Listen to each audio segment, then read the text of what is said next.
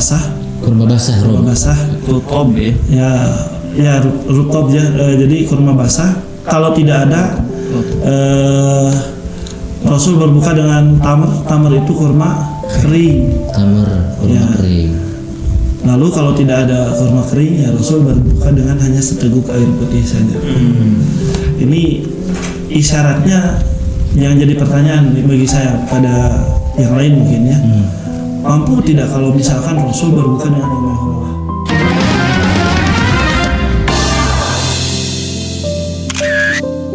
Mampu tidak kalau misalkan Rasul berbuka dengan yang mewah? Bisa saja. Sangat mampu sebenarnya kan, mampu. benar, sangat mampu. Karena kan seorang Rasul bisa minta kepada Allah Subhanahu Wa Taala misalkan diberikan makanan yang lebih banyak lagi. Iya. Seperti doanya Maryam ketika sama Nabi Zakaria kan pernah Nabi Zakaria nanya ke Maryam, makanan ini dari mana banyak?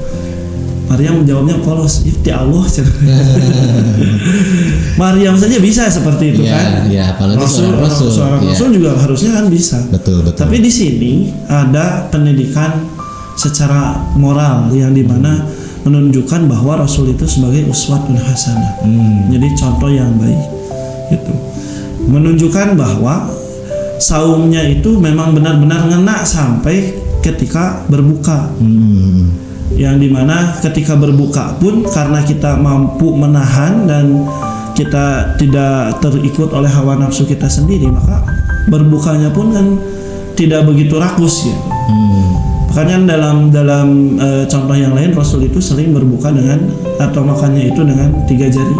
3 jari. Maksud 3 jari di sini kan bukan berarti disunahkan kita juga makan 3 jari. Tapi Rasul ini maksudnya makan dengan 3 jari itu kan irit gitu. Jadi kan tidak cuma 3 jari kan tidak mungkin banyak gitu. Iya. Kalau Om Usman 10 jari. Itu mah tuh apa ya disebutnya teh? Sabunaka. Sama 2 tangan gitu. Biasanya yang makan sama 2 tangan apa? Hewan ya. Hewan, monyet Monkey. Monyet, monkey itu kan. Nah, berarti monkey itu rakus gitu. Melambangkan kerakusan. 1 tangan aja sama 3 jari Rasul Kang Usman. Iya. Karena kalau makan bubur nggak bakal. Oh iya. Jadi bukan ya. di sana yang dicontohnya bukan masalah 3 jari. Iya. Tapi yang dicontohnya adalah Kesederhanaan. Kesederhanaannya. Beda sama kita kan kalau berbuka itu suka dijajarin paparinnya. Paparin suka sama apa saja. Udah siap-siap dari sore. Iya. Kalau bahasa anak sekarang mau apa? Wartajil ya. Wartajil. Jam 4 itu udah memburu tajil kartu kadieu. Wah, luar biasa. Dijajarkeun ya bahasa Sunda. Dipapai hiji-hiji. Enak saya itu. Saya kabentetan gitu. Ketika sudah datang azan mungkin ya kabarnya tetap yang dimakan mah hanya sedikit ya. Iya. Tidak semua kan pada akhirnya. Gitu ya sahabat Awal Media. Jadi jangan emosi nafsu aja ya. Nafsu betul. Lapar mata bahasanya. Nah, itu lapar mata gitu. Dijajarkan ada seblak, di sini seblak ceker. Di sini ada takoyaki. Tahu takoyaki? Tahu. Bisa ada tahu bulat. Es teler. Wah, jajarkan. Yang kemakannya cuma 1. Dimakannya satu-satu. Dan ini memang cara berbuka Rasul ini entah kebetulan atau tidak memang berpengaruh pada kesehatan kita, Bapak. Cara kalau misalkan kita coba gali-gali, kemarin kan ada peneliti dari Jepang bilang bahwa ketika kita saum itu bakteri yang jahat itu dimakan sama bakteri yang baik katanya kan gitu. Jadi sebenarnya sunnah-sunnah yang dilaksanakan oleh Rasul justru secara jasmani juga berpengaruh baik gitu. Beda dengan kayak kita tadi, segala dimakan gitu. Mak ya bahasa Sunda. Beras. Bus beras. Nah, kayak gitu kemarin ya.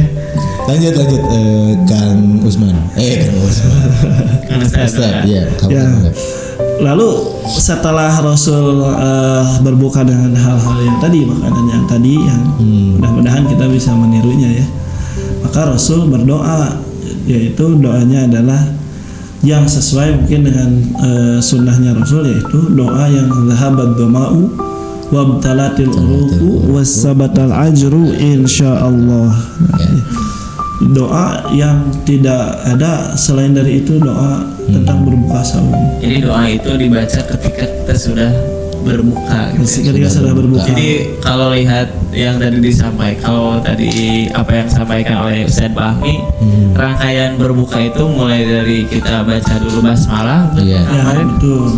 Terus naon disebutna teh kalau bahasa Sunda ngabatalan kucai maksudnya teras nembeng ngadoa eta jadi bukan sebelum ini ya, bukan itu setelahnya. Kalau kita baca artinya rasa haus telah hilang, dan urat-urat telah basah, dan pahala telah ditetapkan insya Allah. Jadi ketika sudah berbuka itu kan dibaca. Gitu kan. Ya. Meskipun yang masyhur itu doanya Allah malah kasundum. Sebenarnya ada juga gitu. Ada yang memakai doa Allah malah kasundum, tapi itu sebelum berbuka kan? Iya, itu sebelum berbuka.